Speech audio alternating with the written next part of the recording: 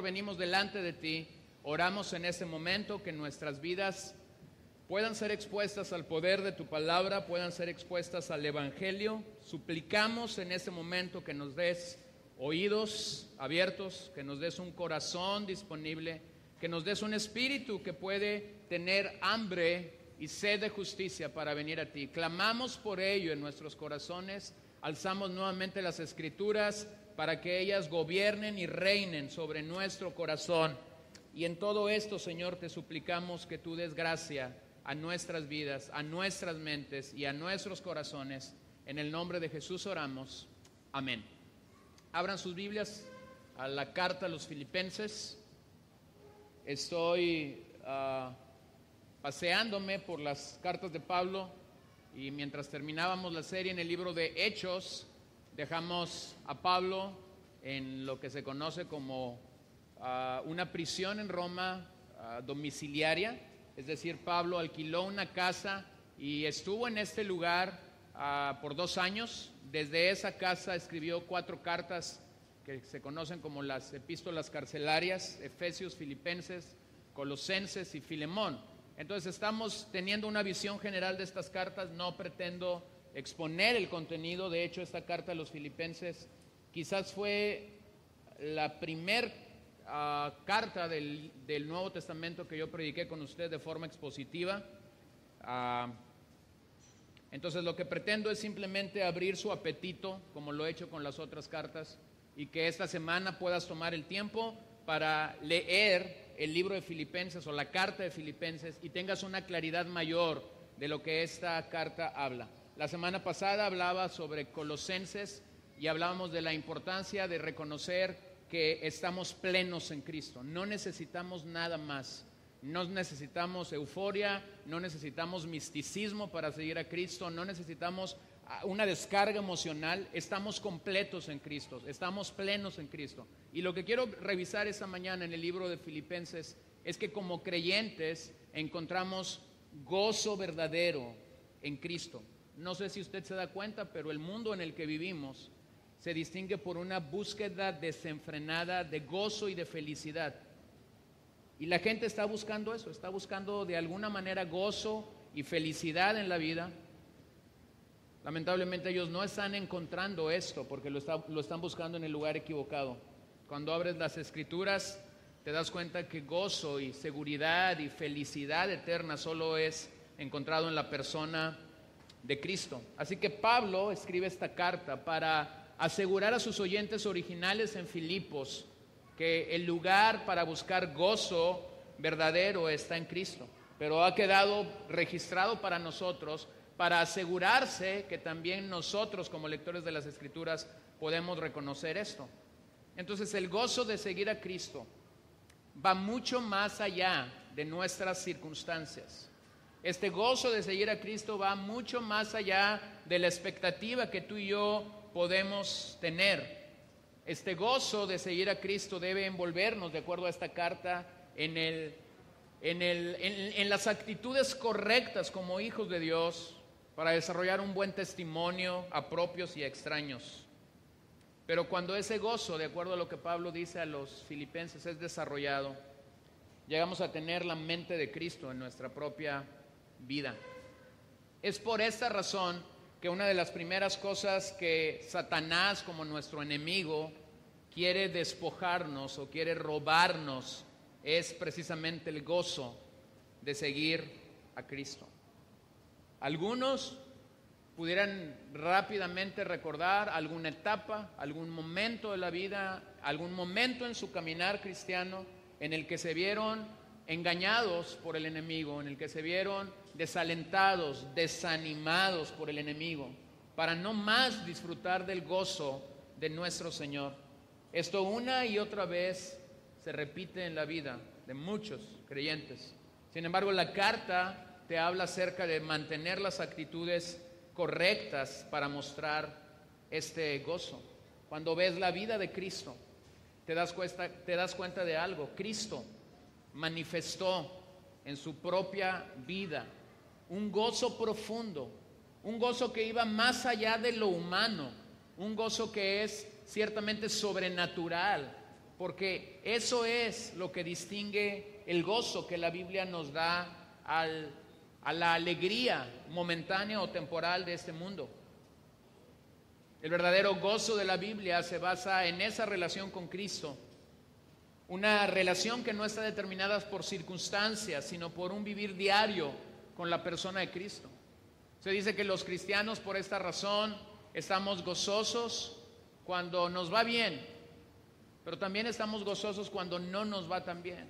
No sé si usted se ha dado cuenta, pero como cristianos cantamos cuando estamos contentos y cantamos también en los funerales, cuando no es un momento aparente de mucha felicidad.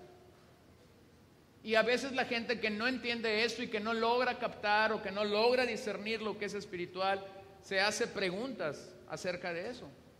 El problema es que aún a veces nosotros en Cristo confundimos lo que es alegría y lo que es gozo. Alegría es producido por algo externo. Gozo es el resultado de algo interno.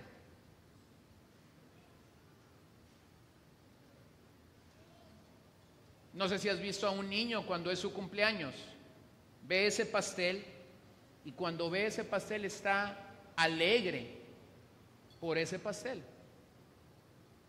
Pero no sé si te ha tocado ir a una de estas piñatas donde rápidamente la alegría del niño se convierte en tristeza cuando se da cuenta que él va a tener que compartir ese pastel con todos los niños que vinieron a su piñata. Y la sonrisa que estaba dibujada sobre su rostro rápidamente se disipa cuando el enviado del enemigo comienza a partir el pastel y comienza a repartirlo. Esa es la mejor manera de entender lo que es la alegría. O sea, estaba alegre, pero su alegría era por algo externo. Luego llega otro momento muy alegre para el niño, y es cuando es el momento de abrir los regalos.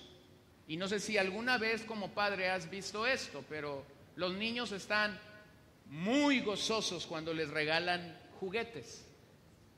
Pero cuando comienzan a abrir las bolsas y resulta que a ese enviado del enemigo se le ocurrió regalar ropa, el niño hace algo así como esto. Hay otra persona que está muy alegre, los papás estamos muy alegres cuando recibimos ropa. ¿Sí? Pero vean cómo es que la alegría es ocasionada por algo externo, no por algo interno. Y Pablo, cuando escribe a los hermanos en Filipo, se está asegurando de algo, que ellos puedan entender que el gozo en el Señor no tiene que ver con algo externo. El gozo en el Señor tiene que ver con una obra interna. En el Antiguo Testamento usted ve este gozo era manifestado para los israelitas a través de sus fiestas, a través de esos momentos de peregrinar hacia Jerusalén para encontrarse obedeciendo al Señor. Para estos ellos usaban instrumentos, usaban coros, usaban salmos para manifestar su gozo.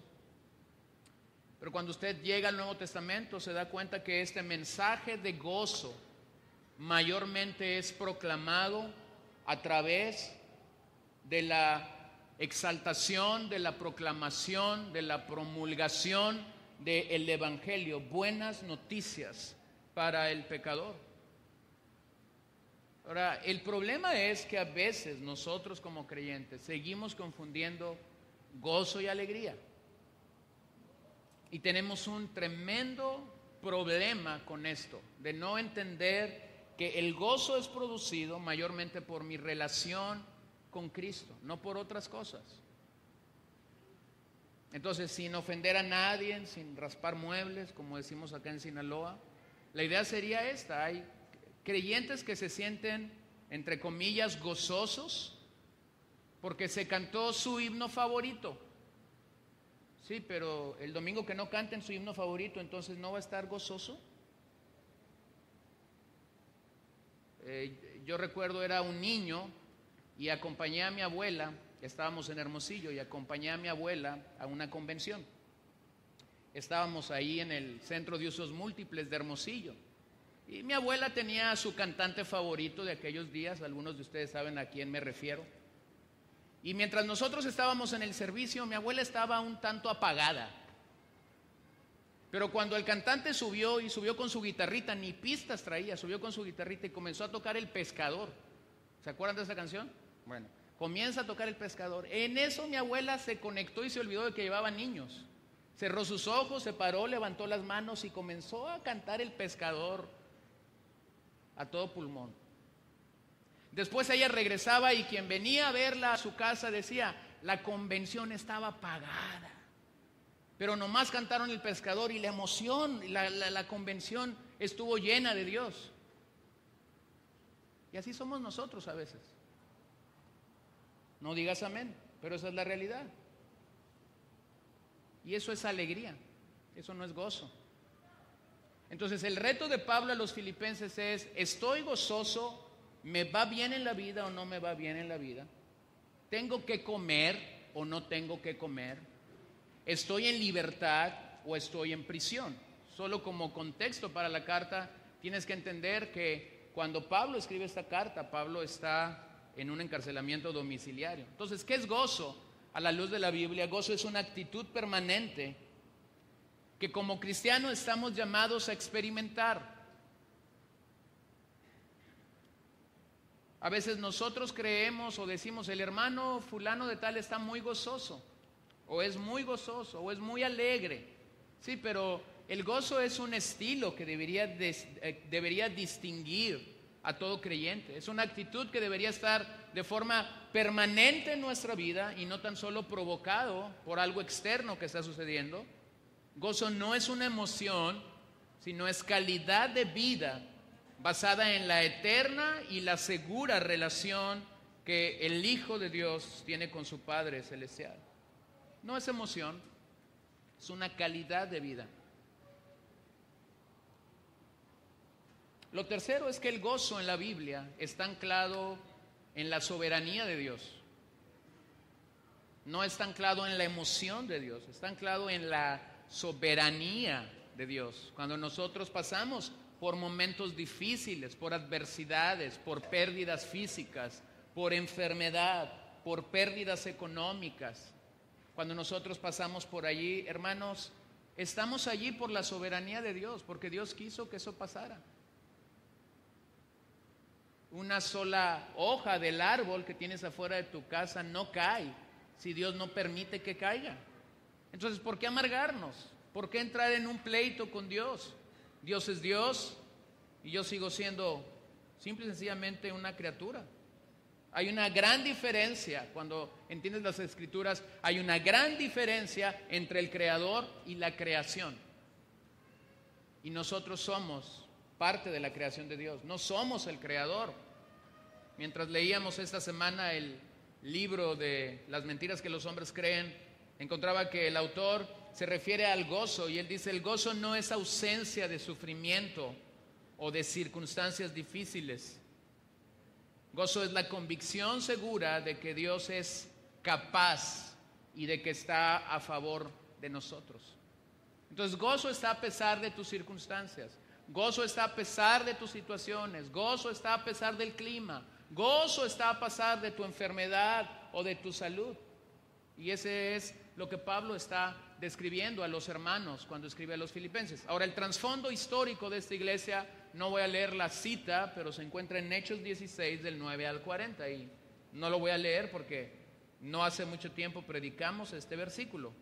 Pero simple y sencillamente permítame recordar lo que pasó allí en Filipos. Pablo fundó esta congregación en el segundo viaje misionero. Lucas, Silas y Timoteo lo estaban acompañando. Usted recuerde que Pablo quería ir para un lado. De repente recibe una visión de un hombre macedonio pidiéndole ayuda, diciéndole, ven, necesitamos ayuda. Ellos llegaron a Filipos y buscaron una sinagoga judía, pero no la encontraron. Entonces, cuando no encontraron un lugar donde predicar el mensaje de Dios, ellos fueron en búsqueda de hombres temerosos de Dios y llegaron al río. Y cuando llegaron al río encontraron a un grupo de mujeres que estaban orando, y cuando ellos llegaron a este punto, Pablo entonces comenzó a compartir el Evangelio. Y cuando Pablo comenzó a compartir el Evangelio, la Biblia nos dice algo maravilloso que allí sucedió.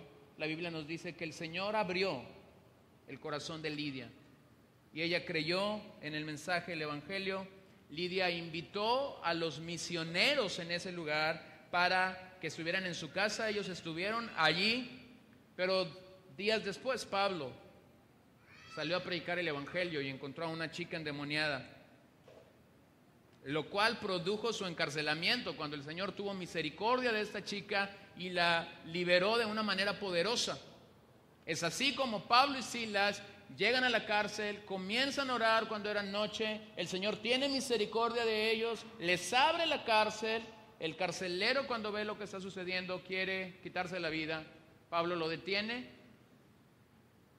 comparte el evangelio y nuevamente vemos allí a un hombre al que el Señor toca para que pudiese creer en el mensaje de las Escrituras. Pablo le da una promesa a este hombre: cree en el Señor Jesucristo y serás salvo tú y toda tu casa. Promesa que tiene cumplimiento inmediatamente para el carcelero en Filipos. Inmediatamente después nosotros vemos que Pablo está bautizando, está llevando a la salvación a estos hombres, a este carcelero con toda su familia. Lo que usted tiene allí es una promesa específica para el carcelero, no una promesa universal para cualquier persona que llega al evangelio. Como unos 10 años después, Pablo está escribiendo a los cristianos en Filipos desde Roma. Han pasado unos 10 años desde que Pablo salió de Filipos y ahora está escribiendo a estos hermanos. Mediante esta carta, Pablo llama a sus lectores a que conozcan y posean la mente de Cristo. A pesar de ser una carta a una iglesia, es una carta sumamente personal. Es decir, usted ve un tono muy íntimo, muy personal en la forma como Pablo escribió a los filipenses. La carta es una manera en la que Pablo está agradeciendo a los hermanos en Filipos que ellos hayan enviado una ofrenda por medio de Epafrodito para su sostenimiento mientras él estaba en la cárcel de Roma. Curiosamente, en una carta de 4 capítulos, Pablo usa 100 veces el pronombre yo. Esa es la razón por la que es una carta tan íntima.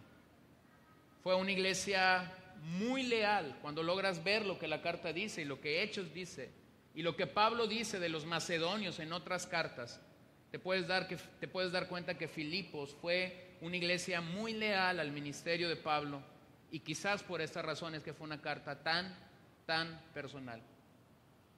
Hay 16 referencias directas a la palabra gozo o regocijo en la carta. Y si tú eres un lector un poquito más cuidadoso, vas a encontrar 19 referencias a gozo o regocijo. 16 directas porque encuentras la palabra gozo o regocijo. 19 porque cuando lees y te introduces a lo que está diciendo Pablo, hay por lo menos 3 que están un tanto oculto. Y eso la mayoría de nosotros lo sabemos. Lo interesante es que no solamente hay una palabra gozo, regocijo, son palabras claves en el libro. La segunda palabra clave que hay en el libro es sentir. Y Pablo utiliza la palabra sentir 8 veces, lo cual nos dice algo muy claro a lo que estamos hablando. El gozo, por un lado, es esta expresión a través de la cual Dios nos permite gozar y disfrutar de una relación plena con Él. ¿Cómo llegamos a ese gozo? Necesitamos nuestra mente. Necesitamos nuestro sentir en la misma dirección que Dios nos demanda en esta carta. Se cree que Filipenses fue la última carta que Pablo escribió a una iglesia. Es decir, posiblemente los eruditos del Nuevo Testamento colocan a Filipenses como la última carta que Pablo escribió desde la prisión en Roma. Es decir, debió haber escrito antes Colosenses, Efesios, Filemón.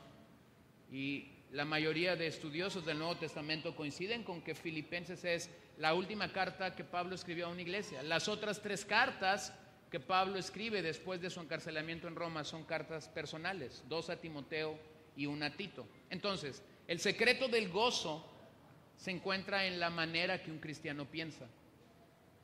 Esto es lo que Pablo está cimentando en los 4 capítulos de Filipenses. El secreto del gozo es la manera en que el cristiano está pensando.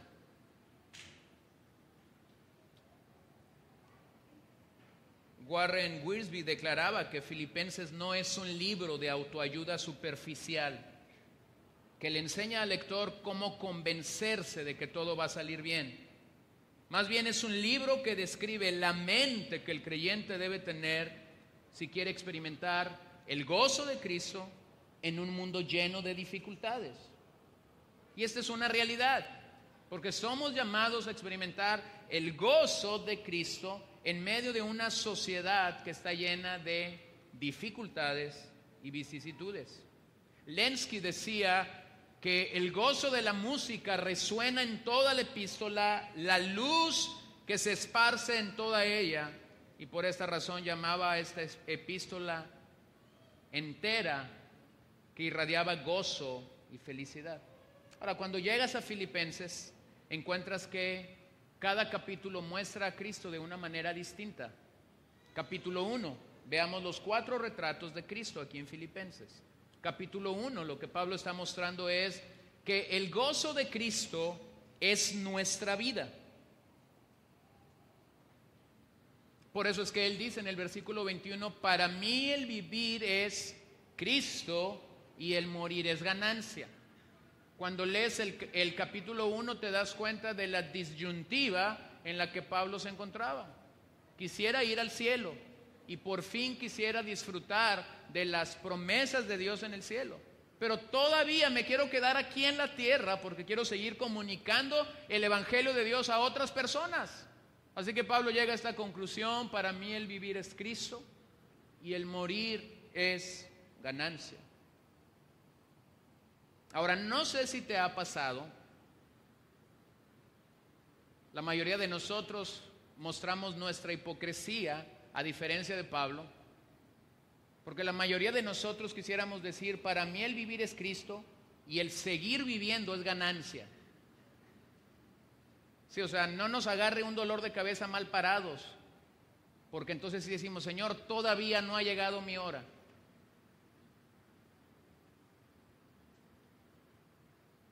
¿Es la muerte para nosotros una ganancia? Y la mayoría de nosotros tendríamos que reconocer que nosotros no estamos pensando en morir. Sin embargo, aquí está un hombre que ha servido al Señor por lo menos por más de 2 décadas y está diciendo, pudiera seguir participando en la obra del Evangelio en esta tierra, pudiera seguir fundando iglesias, pudiera seguir compartiendo el mensaje de las Escrituras con los no conversos, pudiera seguir discipulando a otros hombres idóneos para que ellos hagan la obra del ministerio, y eso sería bueno. Pero hay algo más grande que eso: morir y estar delante de la presencia del Señor. Para nosotros poder llegar a la convicción que el apóstol Pablo estaba llegando, necesitamos una mente sencilla y sin complicaciones. Lo primero que Pablo hace allí en el capítulo 1 es dejarnos claro que si vamos a tener el gozo de Cristo en nuestras vidas como algo real, vamos a necesitar una mente sencilla y sin complicaciones. Es decir, una mente libre de ambigüedades, una mente libre de doble ánimo, una mente que nos impulsa a confiar y a seguir al Señor Jesús en cada momento y en cada aspecto de la vida. Y no sé tú, pero yo me encuentro a veces con que mi mente sigue siendo aún ambigua en este sentido. Observa que Pablo está enfrentando diferentes circunstancias, pero lo que él está diciendo es, yo estoy por encima de ellas. Pablo no estaba dejándose dominar por las circunstancias, y el desafío entonces que Pablo nos presenta aquí es que no miramos a Cristo por medio de nuestras circunstancias, sino miramos nuestras circunstancias a través o por medio de Cristo. Lo voy a volver a decir porque mi mente es un tanto ambigua y difícilmente lo entiendo de primera mano. Nosotros como cristianos no miramos a Cristo por medio de nuestras circunstancias, sino que miramos nuestras circunstancias, y cuando vemos nuestras circunstancias las vemos a través de Cristo. O sea, deja a la gente que no tiene a Cristo que su vida sea gobernada por circunstancias. Pero nosotros como cristianos enfrentamos la vida de una manera distinta. Es decir, cuando estamos en una circunstancia, vemos esa circunstancia a través de Cristo. Y el capítulo 1 te dice básicamente cómo hacer esto. ¿Cómo hacer esto? ¿Cómo pasamos a tener una mente sencilla, una mente sin complicaciones para confiar al Señor? No está en sus bosquejos, pero se lo digo. Del verso 1 al 11, Pablo está interesado en la comunión del Evangelio con esta iglesia. Es decir, ¿quieres tener una mente simple? ¿Quieres tener una mente sencilla? Necesitas estar inmerso en la comunión que el Evangelio produce con otros creyentes. Del verso 12 al 26, Pablo está involucrado en el progreso del Evangelio. ¿Quieres mantener una mente sencilla? Tienes que involucrarte en el progreso del Evangelio. Tienes que estar involucrado en que el Evangelio siga siendo proclamado, anunciado. Y algunos dirán, yo no puedo ir a misiones, yo no me puedo ir a otra etnia, yo no me puedo ir a otro país. Hermano, no necesitamos esto. En esta ciudad hay un montón de pecadores que necesitan escuchar el mensaje del Evangelio. En tu cuadra hay un montón de gente que no tiene al Señor y que necesita escuchar el mensaje del Evangelio. Y en el verso 27 al 30 te das cuenta que Pablo está hablando de la fe en este Evangelio. Entonces necesitas, para tener una mente sencilla, una mente simple que encuentra su gozo en la vida de Cristo, necesitas tener comunión, una comunión genuina con otros creyentes por medio del Evangelio. Necesitas estar involucrado en el progreso del Evangelio y necesitas verte involucrado en cómo ese Evangelio está siendo escuchado por otra gente y está siendo creído. Me encanta lo que Pablo dice al final de ese capítulo cuando él dice, el Evangelio está siendo proclamado en el pretorio. Es decir, Pablo no podía llegar al pretorio. Pablo estaba en una casa encarcelado, pero los soldados que estaban cuidando de Pablo estaban yendo al pretorio y cuando ellos llegaban comunicaban lo que el Evangelio había hecho por ellos para salvarlos, para rescatarlos del pecado. Y Pablo está encontrando su gozo en eso.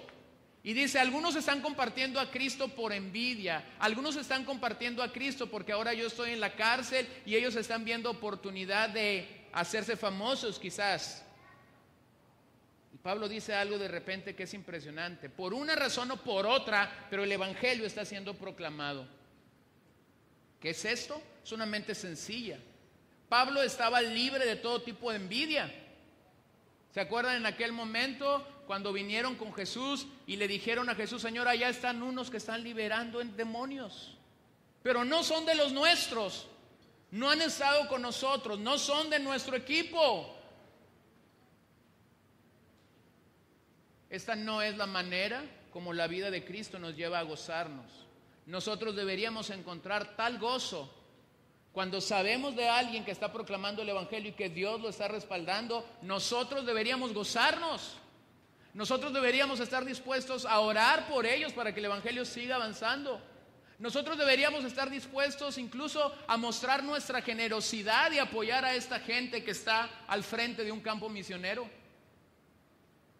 Los conozcamos o no los conozcamos, si Dios está en el asunto, nosotros tendríamos que estar listos para interesarnos, para vernos inmiscuidos en el progreso y en la fe del Evangelio, otros viniendo a Cristo. Eso es lo que el capítulo 1 te enseña. El capítulo 2 te muestra que el gozo de Cristo es no solo tu vida, sino el gozo de Cristo es nuestro ejemplo.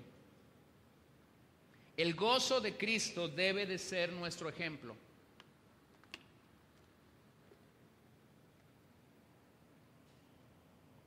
Verso 5. Haya pues en vosotros este sentir que hubo también en Cristo Jesús.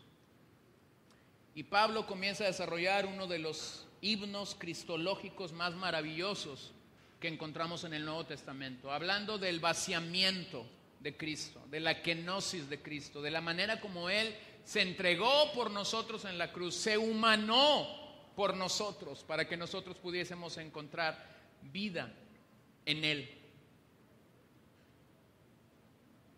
Hace unas semanas platicaba con un misionero americano ahí en Córdoba y el hombre estaba platicándome de su historia. Vino a Orizaba hace 35 años para hacer misiones y finalmente se quedó a vivir en Orizaba. Pero mientras platicaba con él, él usó una frase y yo le dije, ¿podrías volver a repetirme esta frase? Y no recuerdo quién es quien lo dijo, pero la frase se me quedó grabada en el corazón. La frase dice así: Cristo padeció 3 humillaciones. Primero, su encarnación. Segundo, su crucifixión. Y hasta ahí todo iba bien. Y finalmente él dijo, tercero, la iglesia.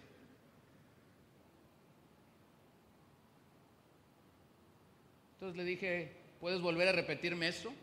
Y nuevamente dijo encarnación, crucifixión, y llegó a la iglesia. Y esta es la triste realidad. La iglesia muchas veces, en vez de exaltar a Cristo, sigue humillando la obra de Cristo, sigue tergiversando la obra de Cristo. Cuando llegas a Filipenses encuentras que lo que Pablo está diciéndote es, aquí tenemos nuestro ejemplo. Nuestro ejemplo es Cristo. Por eso dice a los hermanos en Filipos, haya pues en vosotros este sentir que hubo también en Cristo Jesús. ¿Qué necesitamos para llegar a esto? Necesitamos una mente sumisa. Para yo encontrar a Cristo como mi ejemplo, yo necesito una mente sumisa. Es decir, una mente que se somete a Cristo. No una mente que dice, yo tengo una mejor idea que Cristo. No una mente que dice, yo tengo un mejor método que Cristo. No, simplemente lo que necesitamos es una mente que se somete a Cristo. Una mente que pone a Cristo como lo primero. Y que es desafiada primeramente por Cristo para servir.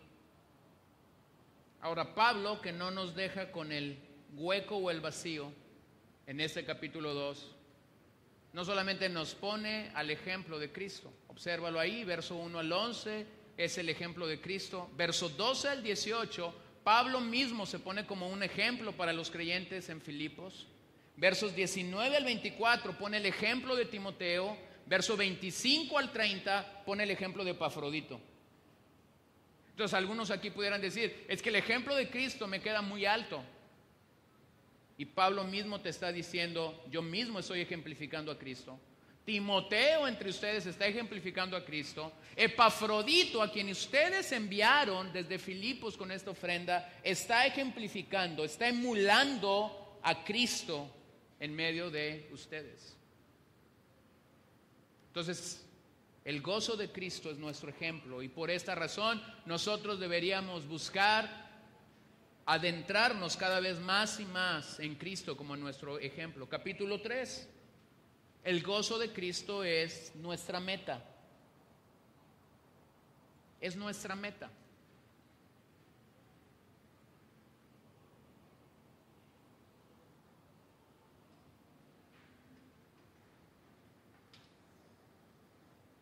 Vean lo que dice el versículo 10 del capítulo 3. A fin de conocerle. ¿Cuál es la meta? Conocerle. A fin de conocerle y el poder de su resurrección y la participación de sus padecimientos, llegando a ser semejante a él en su muerte. El problema con la vida espiritual es que a veces entendemos que hay un proceso, pero no entendemos la meta. Y como no entendemos la meta y como no tenemos claro qué es la meta, fácilmente nos perdemos en el proceso.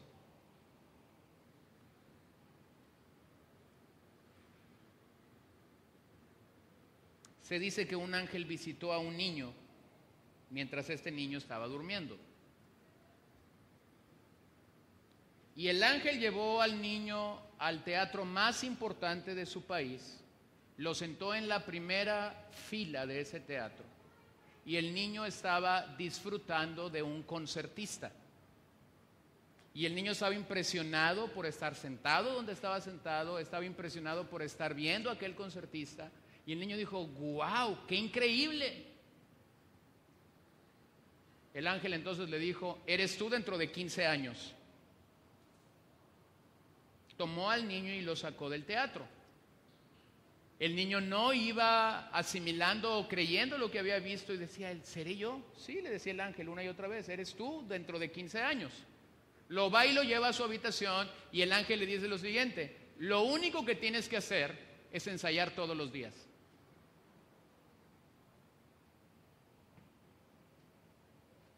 ¿Se da cuenta?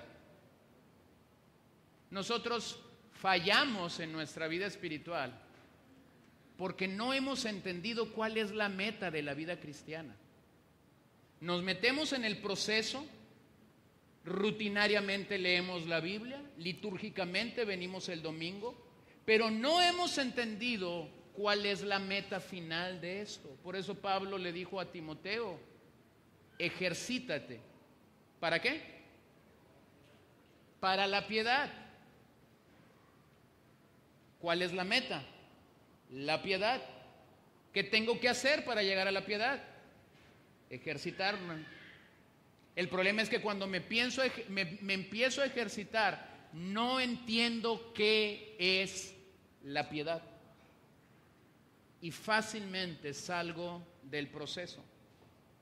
Pablo está aquí asegurándose con los hermanos en Filipos que entienden que el gozo de Cristo es nuestra meta. A lo largo del capítulo 3, Pablo usa la expresión cosa o cosas y lleva a los hermanos a la reflexión de que las personas solo estamos pensando en lo terrenal, pero nuestra meta o nuestra mente no está en ser como Cristo.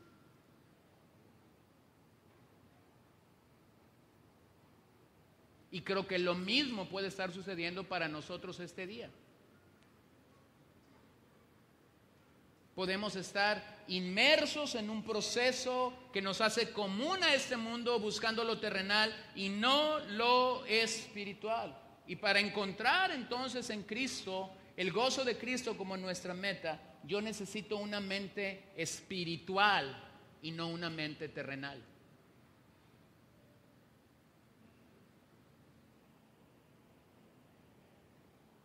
Si tú no tienes una mente espiritual, entonces mirarás lo de esta tierra como lo más importante. Seguirás mirando tu carro, tu casa, tu placer, tu cuenta bancaria o tus tarjetas de crédito como lo más importante del mundo. Rápidamente eso te llevará a vivir una vida lejos del gozo de Cristo. Ahora observa lo que Pablo hace con los hermanos en Filipos en el capítulo 3. Del verso 1 al 11 los llama a evaluarse correctamente. Los llama a evaluarse correctamente. Una vez que se han evaluado correctamente, del verso 12 al verso 16, los llama a que sean atletas legítimos. Es decir, atletas que saben hacia dónde correr, cómo correr y qué hacer. Y finalmente del verso 17 al 21, les dice a los hermanos en Filipos, manténganse viviendo como extranjeros con una visión correcta.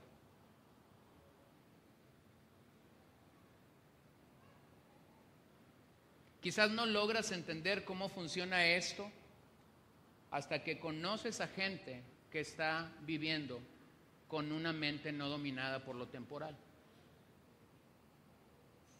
Les compartía a los hermanos hace 2 jueves, a los varones en la clase, que acabábamos de estar en Córdoba, Veracruz, en la casa de un amigo, un hombre que es un empresario, que le va muy bien en sus negocios, pero mi esposa estaba asustada cuando llegamos a su casa. No encontramos una sala, no encontramos un comedor, no encontramos lujos. Es más, yo me atreví a decirle a los varones lo siguiente: cualquiera de nuestras casas son mucho más lujosas que las casas de mi amigo. Buenos días. Y alguien pudiera decir: ¿y cómo gasta su dinero? Lo invierte en el reino. Su gozo es que otros conozcan a Cristo. Su gozo es que yo y otros predicadores nos subamos a aviones y vayamos de ciudad en ciudad predicando a Cristo. Su gozo es que hace unos meses fuéramos en un avión a Perú y fuéramos 3 o 4 horas hablando de cómo el evangelio podía llegar al Perú. Y cuando logras entender que sí hay de este tipo de gente en el siglo XXI, te pones a pensar y a reflexionar en lo siguiente: nuestra mente aún está dominada por lo de este mundo. Así que cuando Pablo está llevando a los filipenses a esta realidad, es que Pablo dice a estos hermanos: párense firmes. Y usa 3 expresiones en el capítulo 3. No estimen lo de este mundo, sigan adelante a fin de conocer a Cristo y esperen al Señor como su Salvador. Número 4, o el capítulo 4, habla del gozo de Cristo como nuestra suficiencia. El gozo de Cristo es nuestra suficiencia. Verso 7. Y la paz de Dios, que sobrepasa todo entendimiento, guardará vuestros corazones y vuestros, ¿qué?, pensamientos en Cristo Jesús.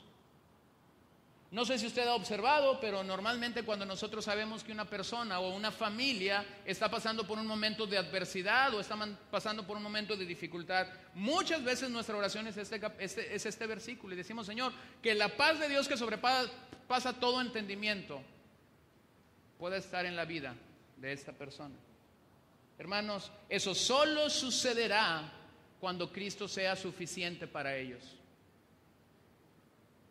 Lamentablemente, muchas de las veces que nosotros oramos para que la paz de Dios sobrepase todo entendimiento en la vida de esa persona, nosotros nos damos cuenta que muchas veces Cristo no es suficiente. Porque si Cristo es suficiente, entonces lo que Pablo está diciendo es: ni siquiera lo tienes que orar. La paz de Dios que sobrepasa todo entendimiento va a guardar el corazón y los pensamientos de esa persona. ¿En quién? En Cristo Jesús. Entonces Jesucristo era la única razón válida para Pablo poder mantenerse en gozo. No fueron las circunstancias lo que condujeron a Pablo a una vida de gozo, sino poner su mirada en Jesús. De hecho, la mayoría de nosotros pudiéramos citar Filipenses 4:13 de memoria, ¿no? ¿O no? Sí. ¿Qué dice?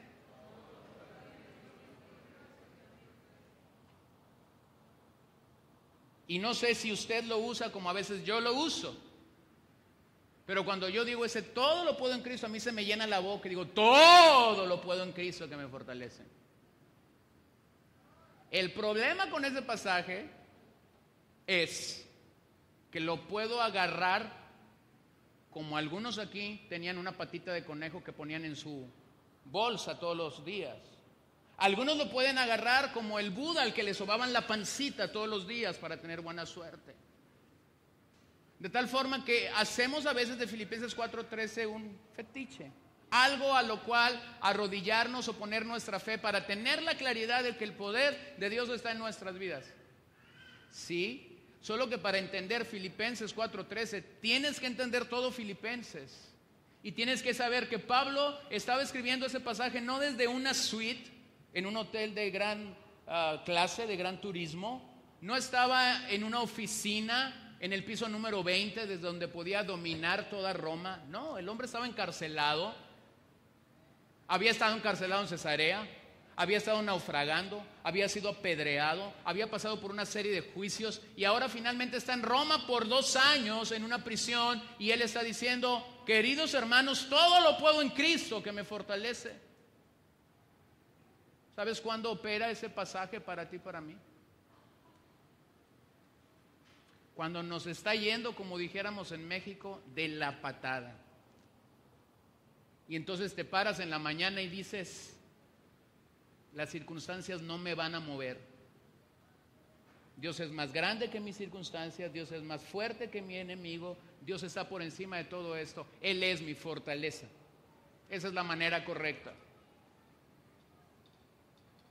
Si estudias en la universidad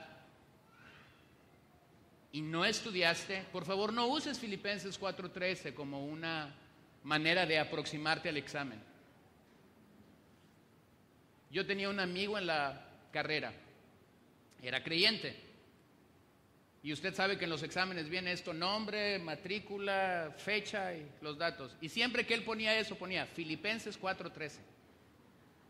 Hasta que una vez nos tocó un maestro que conocía el Evangelio, y cuando le regresa el examen le pone con tacha Filipenses 4:13 y le dice, aquí no sirve. Y yo dije, qué vergüenza que un maestro que ni siquiera sigue al Señor tenga más hermenéutica que mi amigo que nació y creció en el Evangelio. O sea, no era la manera. O estudiabas para pasar o no estudiabas para reprobar. Punto. Entonces Pablo está diciendo, Cristo nos es suficiente y por eso encontramos gozo en el Señor. Y para llegar a ese punto, lo que tú necesitas es una mente que se encuentra segura en Cristo. Mi mente tiene que encontrar seguridad en la persona de Cristo. Y Pablo lo dice en 3 momentos distintos en el capítulo 4. Del verso 1 al 9, él habla de la paz de Dios que viene a nuestra mente. Del verso 10 al 13, él habla del poder de Dios que viene a nosotros como creyentes. Y del verso 14 al 23, él habla de la provisión de Dios que viene a nuestras vidas. Entonces, ¿cómo aproximarnos a esta carta? La forma como tienes que aproximarte es reconocer qué es lo que está dominando nuestra vida. O nuestra vida está dominada por Jesús, o nuestra vida está dominada por las circunstancias que vivimos. Recuerde que cuando Pablo llega a Roma no llega en calidad de un visitante, no llega como un predicador invitado, sino llega como un prisionero. Y a pesar de eso, por lo que él escribe en las 4 cartas carcelarias, él no perdió el gozo del Señor en su vida.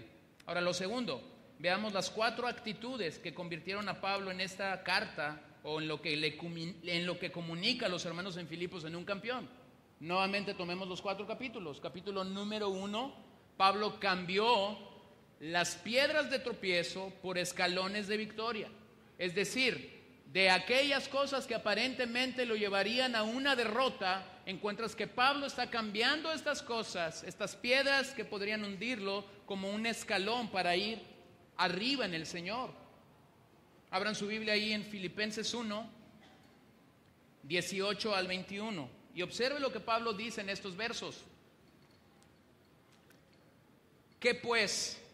Que no obstante, de todas maneras, o por pretexto, o por verdad, Cristo es anunciado, y en esto me gozo y me gozaré aún, porque sé que por vuestra oración y la suministración del Espíritu de Jesucristo, esto resultará en mi liberación, conforme a mi anhelo y esperanza de que en nada seré avergonzado, antes bien, con toda confianza como siempre, ahora también será magnificado Cristo en mi cuerpo, o por vida o por muerte, porque para mí el vivir es Cristo y el morir es ganancia.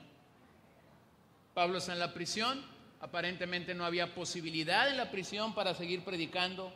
Esto podría causar desánimo, desaliento, desesperación y hasta depresión a la vida de un predicador, y sin embargo Pablo está diciendo, Cristo sigue siendo proclamado, conmigo o sin mí, el Evangelio sigue siendo anunciado a otros, y en esto encontramos gran gozo en la vida. Aparentemente debería irnos a veces de una mejor forma o de una mejor manera en la vida. Sin embargo, a Pablo no le estaba yendo tan bien, y él no se estaba quejando, y él no estaba llamando a esta iglesia a mantenerse gozosa sin que él mismo estuviese retándolos a vivir por encima de los obstáculos. Entonces él cambió las piedras de tropiezo por escalones de victoria. Lo segundo que él hizo es que cimentó bases para un gozo genuino. Pablo en el capítulo 2 le dice a los hermanos cómo es que deberían cimentar bases para tener un gozo genuino. Allí en el verso 3, nada hagáis por contienda o por vanagloria, antes bien con humildad, estimando cada uno a los demás como superiores a él mismo. Versos 5 al 7, haya pues en vosotros este sentir que hubo también en Cristo Jesús, el cual siendo en forma de Dios no estimó el ser igual a Dios como cosa a que aferrarse, sino que se despojó a sí mismo, tomando forma de siervo, hecho semejante a los hombres. Pablo nos presenta a lo largo del capítulo 2 la manera como nosotros deberíamos encontrar esta vida de gozo, desarrollando una actitud de humildad ante los grandes problemas de la vida. Y nuevamente el mayor ejemplo es Jesús. O en el capítulo 3, Pablo hablando del secreto de la motivación. ¿Cómo es que él estaba motivado para seguir adelante? Versos 7 al 8. Por cuantas cosas eran para mí ganancia, las he estimado como pérdida por amor de Cristo. Y ciertamente aún estimo todas las cosas como pérdida por la excelencia del conocimiento de Cristo Jesús, mi Señor, por amor del cual lo he perdido todo y lo tengo por basura, por ganar a Cristo. Otra versión traduce esta última expresión, lo tengo por estiércol, con tal de ganar a Cristo. Pablo estaba viendo aún sus pérdidas como una ganancia. No sé si alguna vez has leído la biografía de Tomás Alva Edison, pero se dice que en algún momento de su vida su laboratorio fue incendiado. Una noche, mientras ellos descansaban, su laboratorio fue incendiado y se perdió todo lo que allí había guardado y todos los inventos que tenían y todo lo que habían tratado. Se dice que a la mañana siguiente, mientras Tomás Alva Edison estaba caminando por encima de las cenizas y lo que había quedado, su hijo no sabía cómo acercarse a él. Su hijo no sabía cómo darle aliento y le dice, papá, ¿qué estás haciendo? Y este hombre volteó y lo vio y le dice, estoy viendo cómo todos mis errores han sido consumidos. Motivación. El hombre estaba diciendo, estoy viendo cómo las pérdidas que he tenido esta noche han sido consumidas. Y Pablo está diciendo, todo lo que logré en una vida religiosa, todo lo que logré dentro del fariseísmo, lo tengo como estiércol, lo tengo como una pérdida con tal de ganar, de asirme de Cristo, de tomarme de la mano de Cristo y seguir adelante.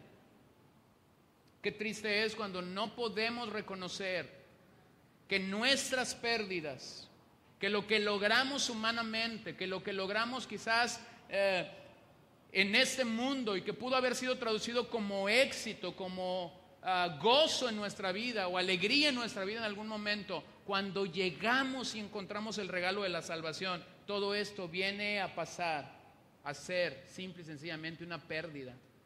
Cuando encuentras a Cristo has ganado lo que ninguno de nosotros merecemos y que por pura misericordia y por pura gracia de Dios podemos tener en la persona de Cristo.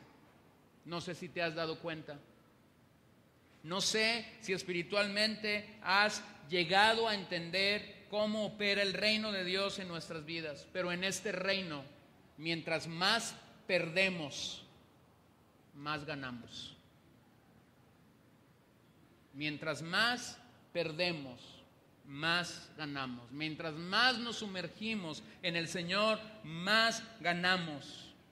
Para experimentar este gozo, primero hay que estar dispuestos a seguir al Señor con todo nuestro corazón. Capítulo 4, cimentó bases para una paz genuina.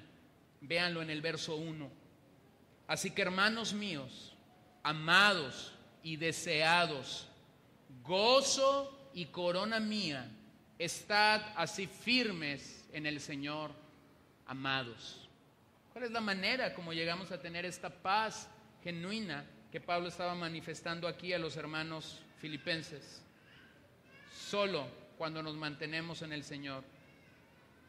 Solo cuando nuestra expresión y nuestra actitud es la del apóstol, si alguno está firme, mire que no caiga. Estamos ocupados de aquello que Dios nos ha llamado y nos ha mandado a hacer, y por eso es que tenemos paz de Dios en nuestras vidas. La gente hace todo para encontrar paz y muchas veces no puede. Va al médico, va a un terapeuta, toma píldoras, toma pastillas, cuenta borregos de noche. Yo tengo una mejor receta: lea la Biblia. No sé qué pasa, pero cuando uno no puede dormir, en el primer capítulo ya vas a estar dormidito. Y si quieres dormirte más rápido, vete a Números o a Deuteronomio y léete una genealogía. Ahí te comienzas a marear con la primera serie de nombres que haya. El mundo está buscando paz, pero no la encuentra porque la está buscando en un lugar inadecuado, no en el Señor.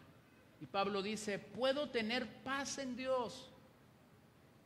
Puedo tener paz en Dios, esta paz que sobrepasa todo entendimiento, porque he encontrado mi firmeza en el Señor. Firmeza no nos la da obras, firmeza nos la da caminar e identificarnos con Cristo, sabiendo que por gracia y misericordia de Él es que somos salvos.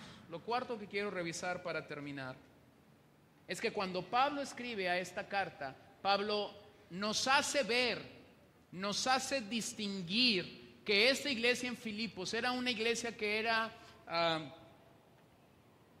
distinguida del resto de las iglesias por 8 rasgos. Hay 8 rasgos a lo largo de la carta que usted va a poder encontrar. Lo primero es que era una iglesia con fervor evangelístico.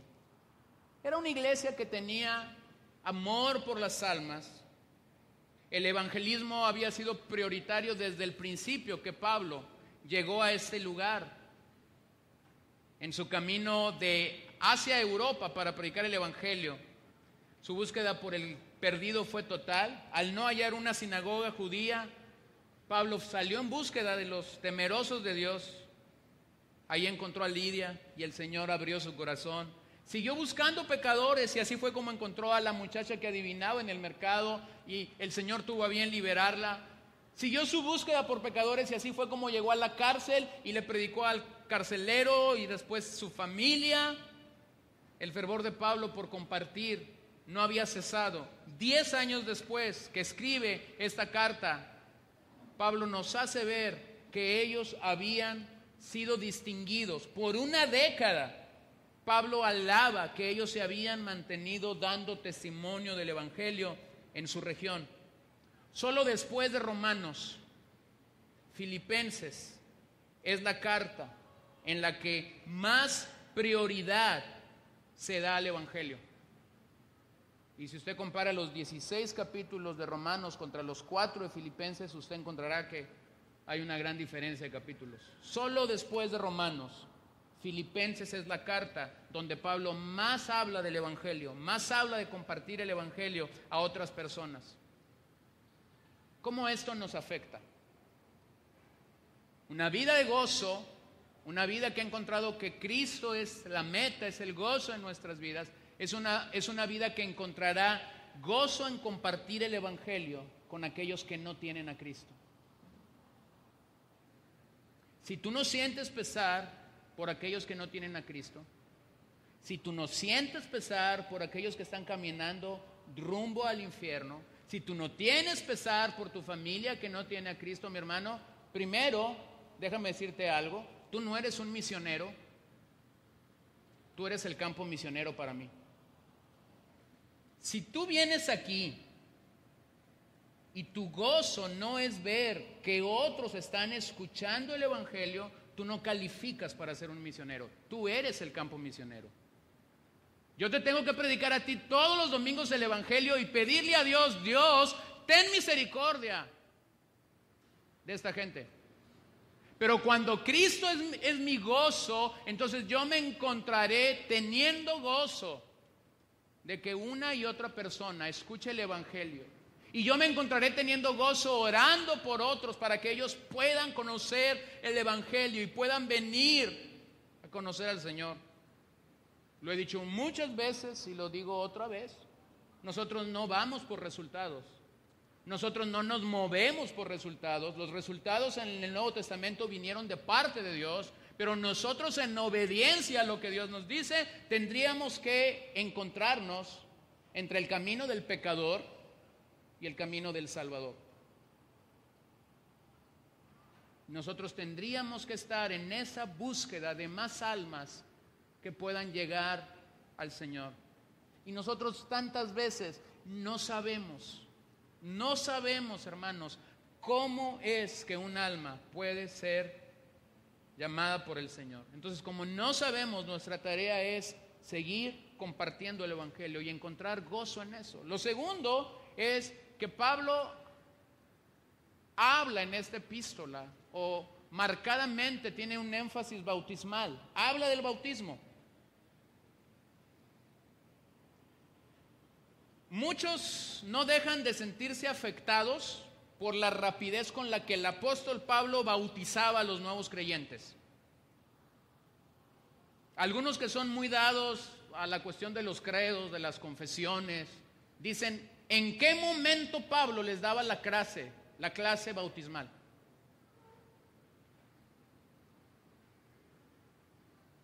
Pablo está marcadamente diciéndole a los filipenses que parte de la gran comisión no solamente era alcanzar a las almas, parte de la gran comisión era llevarlos, animarlos, alentarlos a que ellos pudieran tener un compromiso con Cristo por medio del bautismo.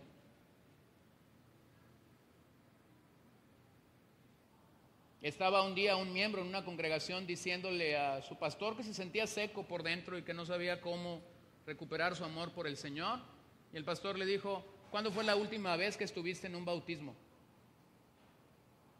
El hombre volteó a verlo y le dice, ¿de veras? ¿Tu pregunta es en serio? Y el pastor le dice, sí, mi pregunta es en serio. ¿Cuándo fue la última vez que estuviste en un bautismo? Y el hombre contestó, la primera y la única vez que estuve en un bautismo es cuando yo mismo bajé a las aguas para ser bautizado. Entonces el pastor le dijo, tienes que venir. Cada final de mes celebramos bautismo en esta congregación. Tienes que venir el final de mes y ver la vida de pecadores como tú y como yo, diciendo, sí queremos seguir al Señor. Y después este pastor decía, desde entonces esta oveja es un fiel visitante a nuestras reuniones de bautismos, porque ha encontrado gran gozo en saber que otros pecadores están diciendo sí al Señor. Cuando Pablo escribe a los hermanos en Filipos, les está hablando de esta realidad. No solo ganamos almas, nos aseguramos de que estas almas han entendido el Evangelio de forma integral, y parte integral del Evangelio es tu decisión por afirmar públicamente que eres un seguidor de Jesucristo. Lo tercero que Pablo distingue en esta iglesia es que era una iglesia de enseñanza intensa. La carta es pequeña, pero es rica en enseñanza.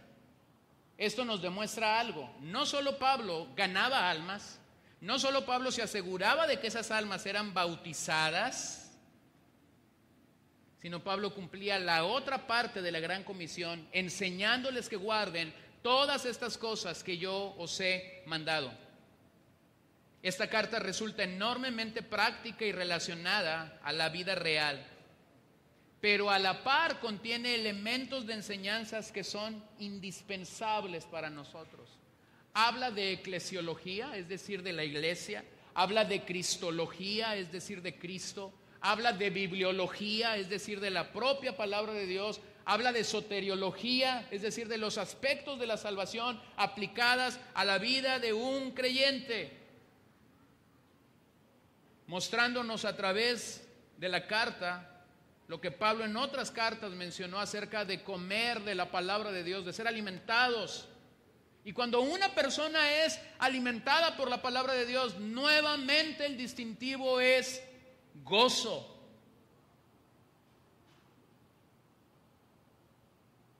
¿Te has sentado alguna vez frente a un platillo de comida que puede ser tu platillo favorito, o que puede ser un platillo que asocias con algún momento de tu vida, o que puede ser un platillo que quizás han pasado años y no has vuelto a comer y tú estás ahí saboreando y disfrutando este platillo. Hermanos, eso no es absolutamente nada a cuando un verdadero creyente escucha la palabra de Dios y puede decir: hay gran gozo en escuchar la palabra de Dios. Este es un gozo verdadero que emana de la proclamación del Evangelio para nosotros. Sabemos que por medio del alimento no adulterado tenemos el potencial de crecer en nuestra relación con Cristo y a través de ese alimento llegar un día a la estatura del varón perfecto. Bueno, no siempre le atinamos. A veces llegamos a casa y el platillo es frijoles. Y si tienes problemas con frijoles, a lo mejor vas a estar un poco no contento porque mamá hizo frijoles. A lo mejor llegas y el platillo es hot dogs y tienes problema porque no es tu estilo de comida, o es pizza y tienes problema porque no es tu estilo de comida y tú dices: no, a mí tráiganme una barbacoa. Pero resulta que cuando la barbacoa viene con harta zanahoria y papa y tienes que bucear para encontrar la carne. Y tú dices: sí, a mí me gusta la barbacoa, pero me gusta con más carne. Y a veces así somos medio con nuestro apetito espiritual. Le faltó un poco de sal. Le faltó una buena historia al predicador para terminar este mensaje. O como dice un predicador, cuando habla a otros predicadores, les dice, los anima y los alienta a predicar la Biblia y les dice: hermanos, échenle crema a los tacos. Y algunos salimos y decimos: le faltó crema, le faltó guacamole. Hermanos, a veces eso demuestra que somos muy parecidos a nuestros niños cuando decimos: no queremos calabazas, no queremos zanahorias. Por favor, las selgas retíralas de mi plato. El alimento de la palabra de Dios puede a veces incomodarnos, puede a veces no gustarnos lo demasiado como para saborearlos y como para chuparnos los dedos al final. Pero finalmente es la palabra de Dios, y lo que tú y yo necesitamos para crecer de acuerdo a la imagen de Dios es la palabra de Dios. Lo cuarto que Pablo distingue es que ellos fueron una iglesia que tenían dirección espiritual. El versículo 1 del capítulo 1 nos muestra que esta congregación, Pablo distingue a estos hermanos y los llama santos. Y luego cuando los llama santos, habla de que entre ellos había obispos y diáconos, lo cual, más que ser una posición, tenía una función otorgada por Dios para lograr que esos hermanos en Filipos llegaran a alcanzar madurez.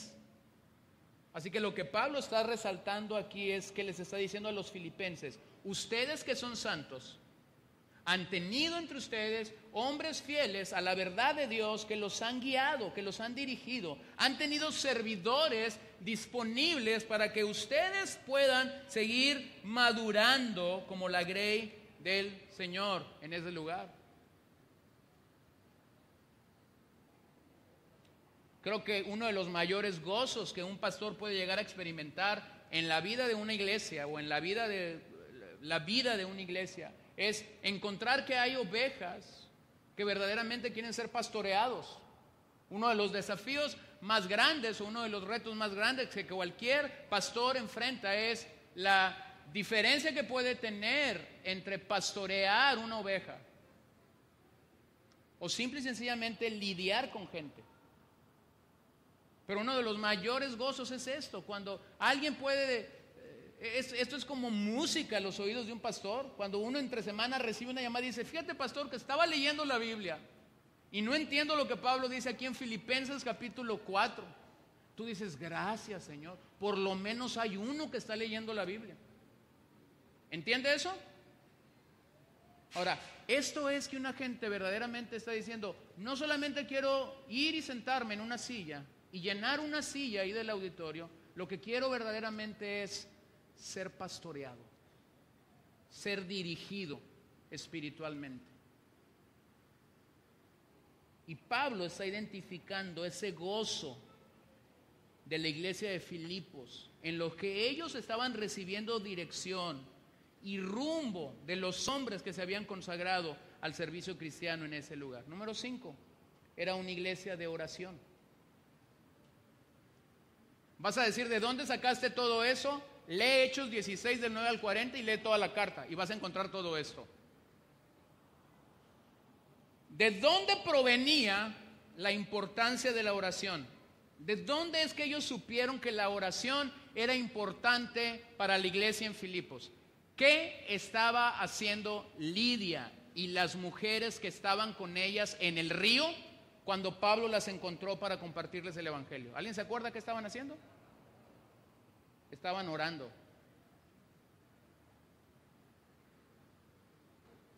Así que estaban allí desde el principio, orando. Sin lugar a dudas, después de la conversión de esta mujer y de su familia, la oración llegó a ser algo sumamente importante para ellos. Si tú lees la carta, te vas a encontrar algo. Pablo en varias ocasiones de la carta está orando por los hermanos en Filipos. La oración es un rasgo que nos mantendrá gozosos al ver la mano de Dios moviéndose de una manera continua en medio de nuestras vidas y en la vida de otros hermanos de la congregación.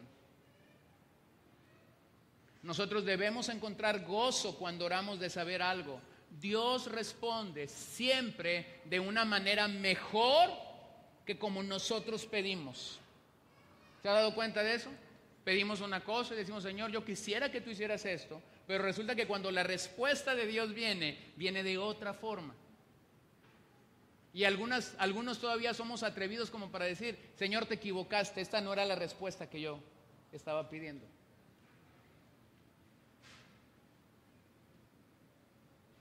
O bueno, a veces somos un tanto necios o somos un tanto tontos para orar porque no sabemos orar. ¿Se acuerdan de los discípulos diciéndole al Señor, enséñanos a orar? Bueno, es válido. Es válido que si no sabes cómo orar por algo, le digas al Señor, Señor, estoy en medio de una encrucijada y no sé cómo orar por esto. Es válido. Yo les he platicado de este niñito.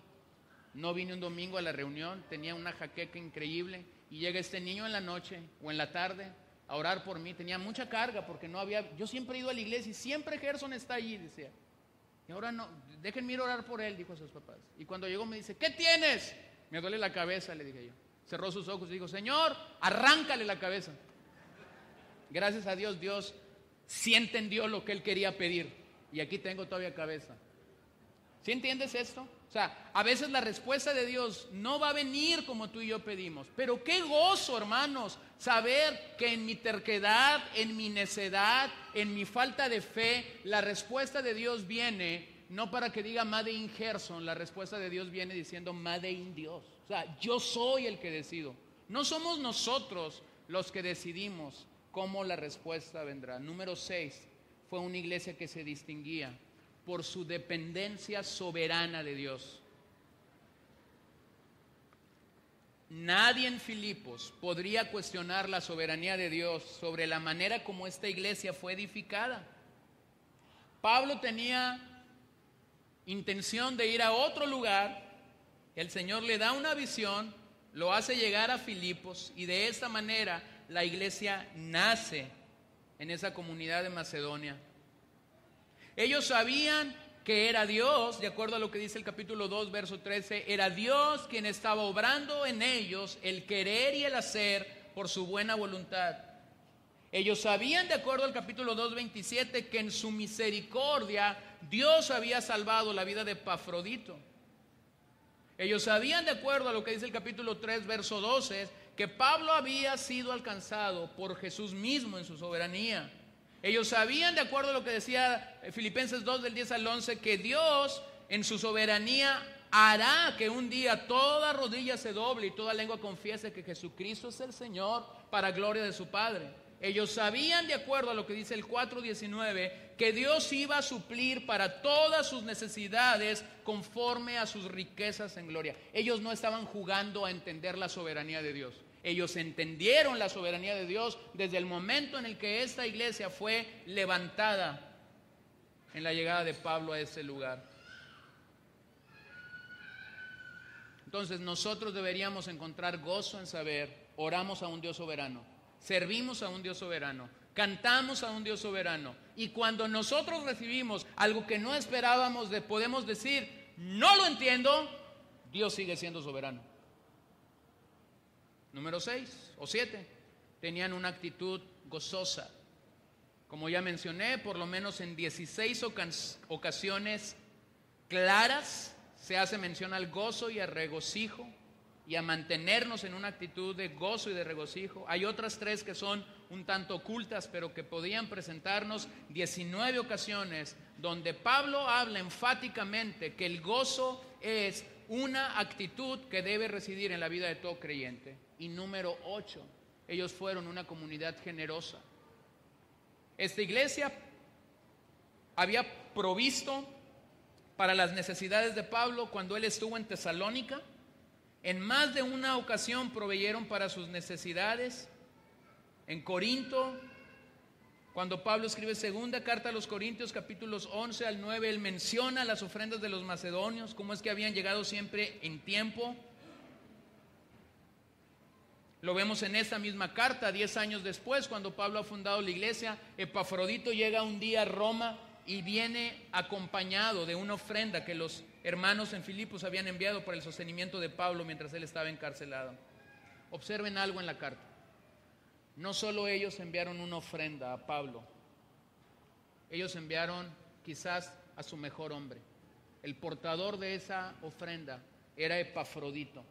No solamente dieron dinero, nuevamente distingo esto, no solamente dieron dinero, estuvieron dispuestos a compartir a Epafrodito con Pablo por algún tiempo, por lo que la carta dice. Sabemos que Epafrodito enfermó estando en Roma, estuvo a punto de morir estando en Roma, y Pablo después los alaba porque ellos estuvieron dispuestos a entregar esto, no solamente dinero, sino la vida de este consiervo de Dios para el apóstol Pablo. Sin duda equivocarme.